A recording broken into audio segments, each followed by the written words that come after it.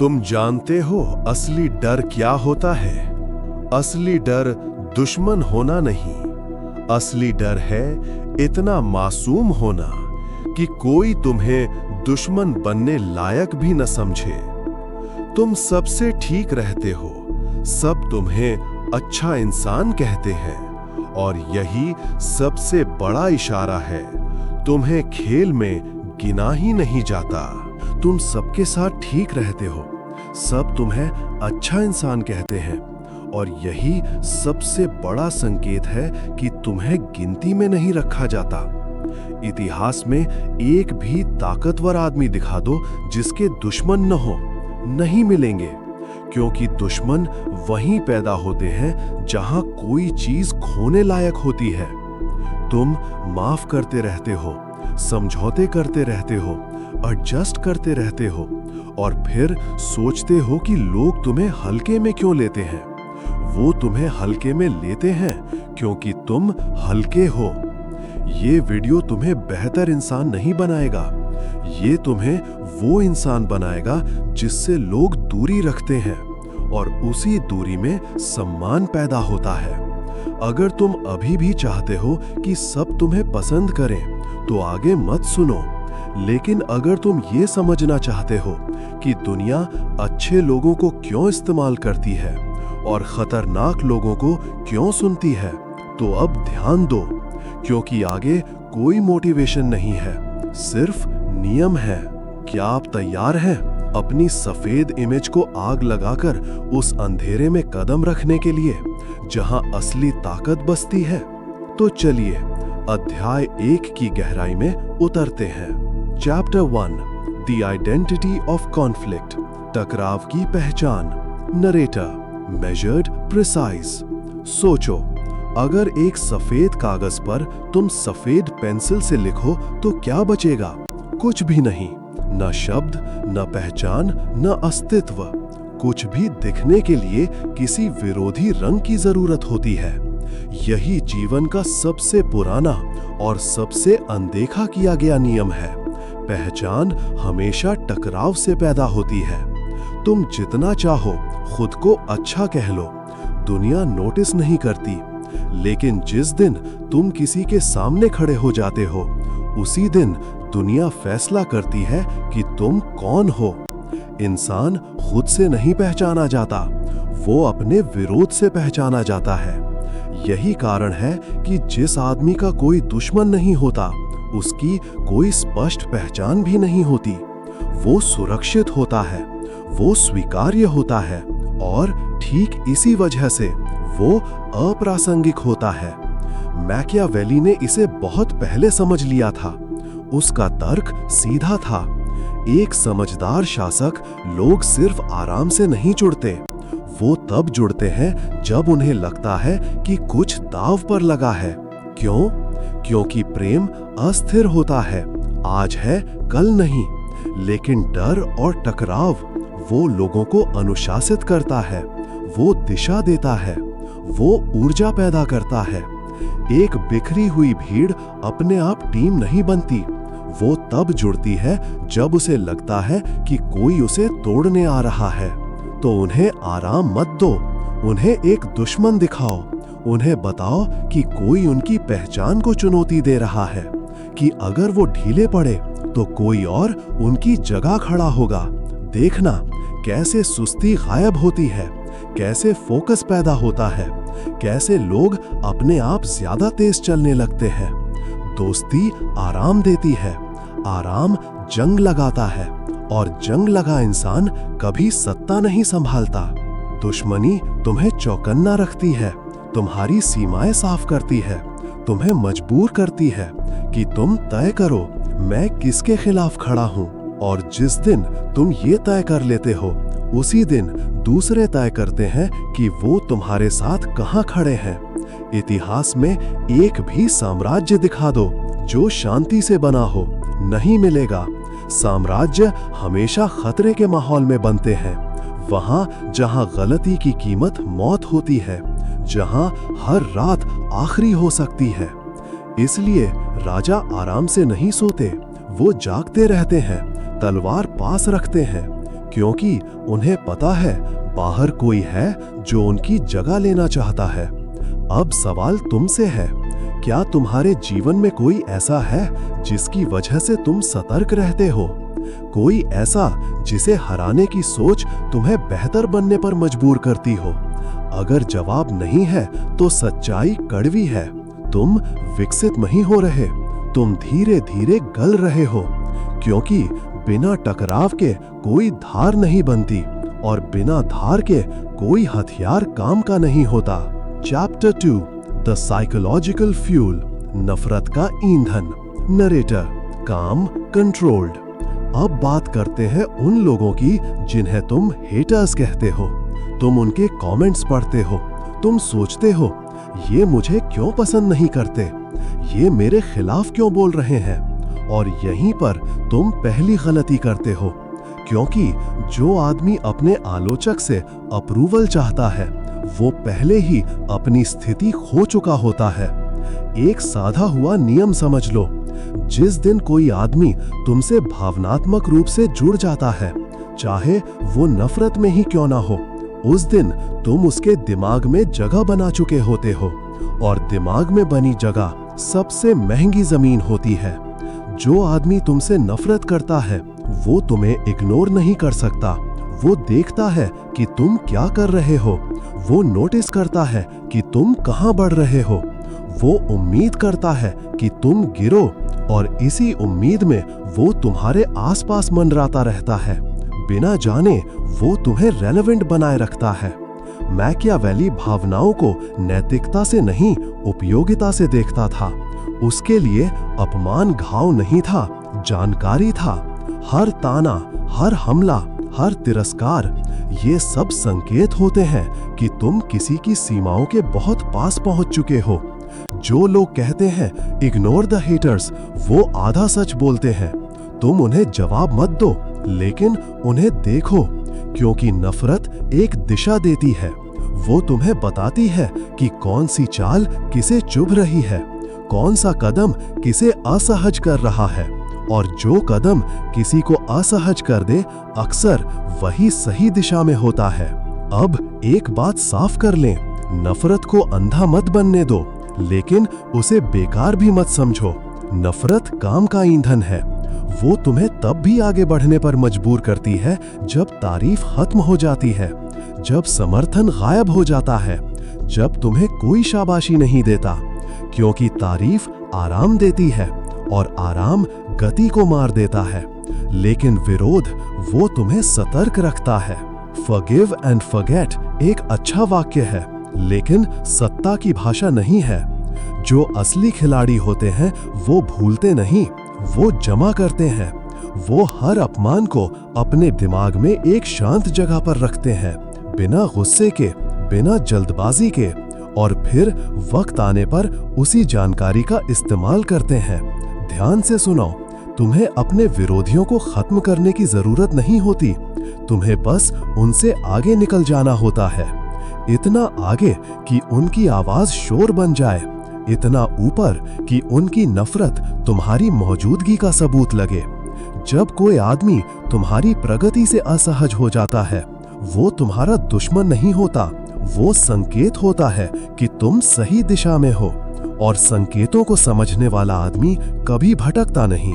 Chapter 3 manufacturing the rival, प्रतिद्वंद्वी का निर्माण।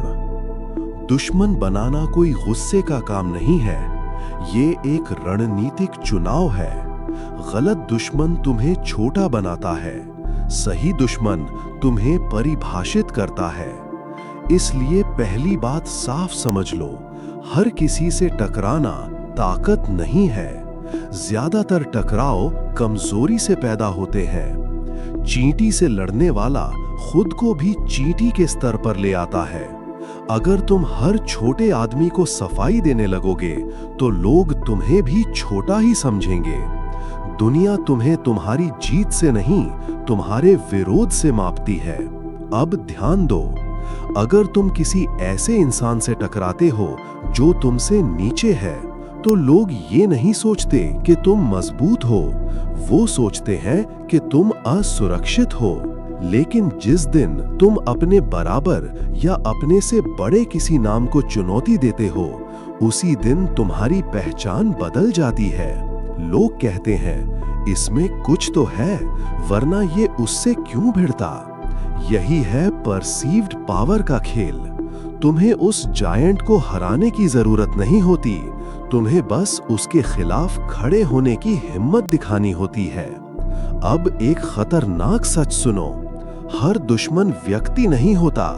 कभी कभी दुश्मन एक सोच होती है, एक सिस्टम, एक पुराना नियम, एक झूठ जिसे सब सच मान बैठे हैं। मैकियावेली इसे सीधे नहीं कहता, लेकिन उसका सिद्धांत साफ है। अगर तुम्हारे सामने कोई स्पष्ट विरोधी नहीं है, तो तुम अदृश्य हो, और अदृश्य आदमी कभी सत्ता नहीं बनाता। यहीं से आता है फॉल्स एंटागनिस्ट का खेल।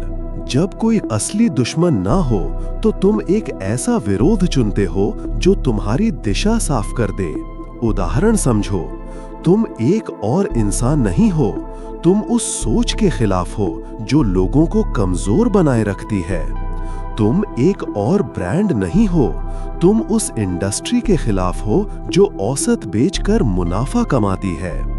तुम एक और आवाज नहीं हो, तुम उस झूठ के खिलाफ हो जिसे सबने बिना सवाल मान लिया। अब लोग तुम्हें व्यक्ति की तरह नहीं देखते, वो तुम्हें पक्ष की तरह देखते हैं, और यहीं से मूवमेंट पैदा होता है। मूवमेंट इसलिए नहीं जीतते क्योंकि वो सही होते हैं, मूवमेंट जीतते हैं क्योंकि वो साफ होते हैं।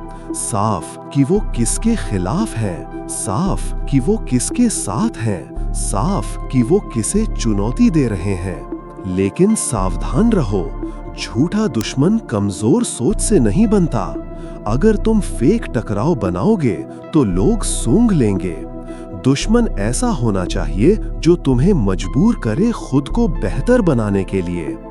अगर तुम्हारा विरोधी तुम्हें इवॉल्व नहीं कर रहा, तो वो दुश्मन नहीं, वो डिस्ट्रैक्शन है। सही प्रतिद्वंद्वी तुम्हें रोज याद दिलाता है कि ढीले पड़ने की कीमत होती है। वो तुम्हें शार्पन करता है, तुम्हारी सीमाएं साफ करता है, तुम्हें मजबूर करता है कि तुम तय करो मैं किस खेल में हूं और किसके खिलाफ। और जिस दिन तुम ये तय कर लेते हो, उसी दिन बाकी लोग भी तय कर लेते हैं कि वो तुम्हारे साथ खड़े होंगे या तुम्हारे सामने। यही वो पल है जहां से आदमी भीड़ से अलग होता है। चैप्टर 4, द बिट्रेयल पैराडॉक्स, वफादारी का भ्रम।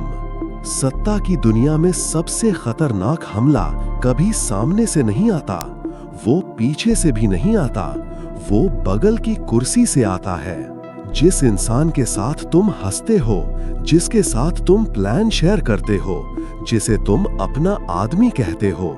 मैकियावेली ने बहुत साफ कहा था, खुला दुश्मन सुरक्षित होता है, छुपी हुई जलन घातक होती है। जो इंसान तुमसे नफरत करता है वो प्रिडिक्टेबल है, तुम जानते हो वो क्या चाहता है। लेकिन जो तुम्हें सपोर्ट करता है और अंदर ही अंदर तुम्हारी प्रगति से जलता है, वही असली खतरा है। अब यहाँ एक अनकंफर्टेबल सच सुनो, वफादारी स्थायी गुण नहीं है, वो एक स्थिति आधारित सौदा है। लोग तुम्हारे साथ वफादार तब तक रहते हैं जब तक तुम्हारी मौजूदगी उन्हें फायदा देती है। जिस दिन तुम्हारी ऊंचाई उनकी औकात से टकराने लगती है, वफादारी गायब हो जाती है। और यही वो जगह है जहां ज्यादातर लोग गलती करते हैं। वो सोचते हैं मैं अच्छा रहा तो लोग भी अच्छे रहेंगे। नहीं, तुम अच्छा रहोगे तो लोग आराम से रहेंगे, और आराम इंसान को ईमानदार नहीं, लापरवाह बनाता है। मैकियावेली का असली सबक यहाँ बहुत ब्रूटल है। कभी भी अपने भविष्य की सुरक्षा किसी की वफादारी पर मत छोड़ो। अब ध्यान दो, इसका मतलब ये नहीं कि तुम सब पर शक करो, इसका मतलब ये है कि तुम निर्भर मत बनो। जो आदमी भावनात्मक वफादारी पर चलता है वो हमेशा असुरक्षित रहेगा, और जो आदमी संरचना पर चलता है वो विश्वासघात को भी अपने फायदे में बदल देता है। अब असली विरोधाभास समझो। तुम्हें अपने दोस्तों से नफरत करने की जरूरत नहीं है, तुम्हें बस उनसे ब्लाइंड उम्मीद छोड़नी है। और दुश्मनों को नष्ट करने की जरूरत नहीं है, तुम्हें बस उन्हें सही जगह इस्तेमाल करना सीखना है। यही कारण है कि मैकियावेली कहता है, अगर तुम किसी को हराओ तो आधा मत छोड़ो। आधा छोड़ा हुआ आदमी याद रखता है अपमान, हार और मौका। लेकिन जो आदमी पूरी तरह न्यूट्रलाइज हो गया या तुम्हारी व्यवस्था का हिस्सा बन गया, वो दोबारा खतरा नहीं बनता। यहाँ क्रश का मतलब हिंसा नहीं है, इसका मतलब है उसकी स्वतंत्र चाल खत्म करना, उसके पास तुम्हारे खिलाफ खड़े होने का विकल्प न छोड़ना। या तो वो तुम्हारे सिस्टम में इंटीग्रेट हो या इररिलेवेंट हो जाए। बीच की स्थिति सबसे खतरनाक होती है। अब एक और सच्चाई, असली पावर दोस्ती से नहीं आती, वो डिपेंडेंस एसिमेट्री से आती है। जब कोई तुम्हें खो सकता है लेकिन तुम उसे नहीं, तब खेल तुम्हारे हाथ में होता है। इसलिए समझदार आदमी दोस्त कम बनाता है लेकिन स्ट्रक्चर्स मजबूत बनाता है। वो रिश्तों को भावनाओं से नहीं, रोल्स से जोड़ता है। कौन किस काम का है, कौन किस स्तर पर है, कौन रिप्लेस हो सकता है और कौन नहीं। और सबसे जरूरी, वो कभी भी अपने ईगो को लॉयल्टी के नाम पर अंधा नहीं होने देता, क्योंकि सत्ता में सबसे महंगी गलती है गलत आदमी पर सही भरोसा। जब तुम ये समझ जाते हो तो बिट्रेयल तुम्हें तोड़ता नहीं, वो तुम्हें इन्फॉर्म करता है। वो तुम्हें बताता है किसे बाहर करना है, किसे सीमित करना है और किसे कभी अंदर नहीं आने देना। और यही वो बिंदु है जहां आदमी भावनात्मक खिलाड़ी से रणनीतिक शासक बनता है। अंत में सवाल ये नहीं है कि तुम्हारे कितने दुश्मन हैं। सवाल ये है, क्या तुम उस जगह तक पहुंचने के लिए तैयार हो जहां दुश्मनी अनिवार्य हो जाती है? क्योंकि सत्ता की ऊंचाई पर हवा पतली होती है और पतली हवा में कमजोर दिल धड़कना भूल जाते हैं। दुनिया विजेताओं की कहानियां याद रखती है, लेकिन वो कभी ये नहीं बताती कि जीत की कीमत क्या थी। इतिहास की हर गद्दी हड्डियों पर खड़ी है। कुछ हड्डियां दुश्मनों की होती हैं, कुछ उन लोगों की जो कभी दोस्त थे। अगर तुम आज भी सबका भला सोचते हो तो ये समझ लो, तुम नैतिक नहीं हो, तुम बस इस खेल के लिए अभी तैयार नहीं हो।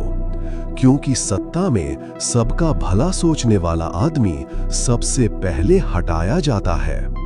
इतिहास ऐसे अच्छे लोगों से भरा पड़ा है जिन्होंने किसी का दिल नहीं दुखाया और इसी वजह से किसी ने उनकी कुर्सी बचाने की जरूरत नहीं समझी।